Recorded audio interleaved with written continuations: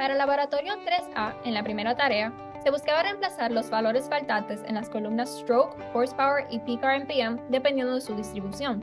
Para horsepower se reemplazaba con la mediana y se utilizó la función median. Para el stroke y peak RPM se utilizaron las medias y se utilizó la función mean.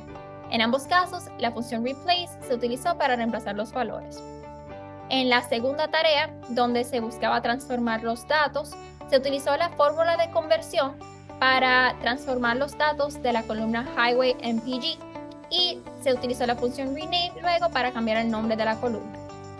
En la tercera tarea, donde se buscaba normalizar la columna Height, se reemplazaron los valores originales por el valor original entre el valor máximo y se utilizó la función describe para asegurar que el rango, es decir, la diferencia entre el máximo y el mínimo, si estuviese entre 0 y 1.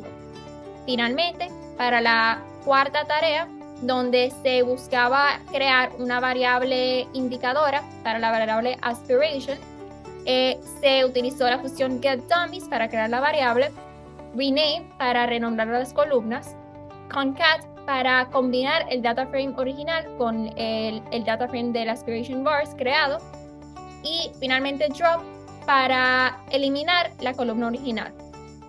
Con head se puede verificar el resultado. Para el laboratorio 3B, primero se importaron las librerías esenciales. Luego, el siguiente paso fue obtener el contenido HTML de la página web proveída, utilizando la librería requests. Se definió el URL de la página y se realizó una solicitud utilizando get para obtener su contenido. El contenido se almacenó en la variable HTML_data. Luego, con la ayuda de Beautiful Soup, se analizó el HTML y se extrayeron los datos necesarios. En este caso, se extrayeron los datos de la tabla by market capitalization.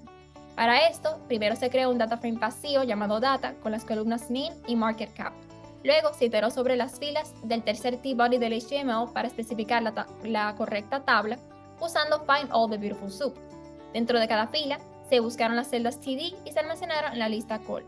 Se verificó que la fila no estuviese vacía para después extraer los datos relevantes y guardarlos en el data frame data.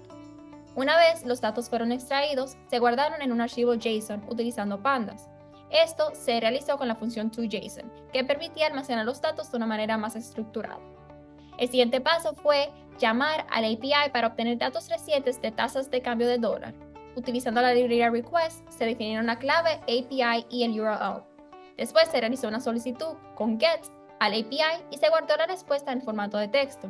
Luego se convirtió la respuesta del API en un objeto JSON y se utilizó la función get para extraer el diccionario de tasas de cambio del JSON. A partir de este diccionario se creó el data frame y con la función setIndex se estableció la columna moneda como el índice del data frame. Luego de esto, se procedió a definir varias funciones para encapsular diferentes partes del proceso de extracción, transformación y carga.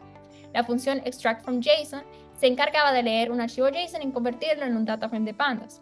Después estaba la función extract, que recibía la ruta del archivo JSON y una lista de nombres para las columnas que deseaban extraer y utilizaba la función extract from JSON para extraer los datos, devolviendo un data frame. Luego de crear esta función, también se cargó el archivo exchangerate.csv como un data frame y se encontró la tasa de cambio con el símbolo GBP utilizando la función log. Después de esto se definió otra función llamada transform para convertir la capitalización del mercado de dólares estadounidenses a pesos dominicanos. La función cargaba el archivo CSV de tasas de cambio utilizando readCSV y encontraba la tasa de cambio de USD a DOP. Luego, se cargó el archivo JSON de capitalización de mercado llamando a extract from JSON. Los datos de capitalización del mercado se convirtieron de USD a DOP multiplicando los valores por la tasa de cambio encontrada, redondeando los valores a 3 decimales y finalmente renombrando la columna para reflejar la transformación. La próxima función creada fue load, que guardaba un data frame en un archivo CSV sin incluir el índice utilizando la función toCSV. Finalmente, la función principal, tubería de datos, realizaba el proceso completo de etc, utilizando las funciones previamente creadas. Los datos del archivo JSON extraídos con extract from JSON fueron almacenados en la variable datos extraídos y los datos transformados con transform en la variable datos transformados. Y las 5 primeras filas de ambos data frames se mostraron en pantalla con head.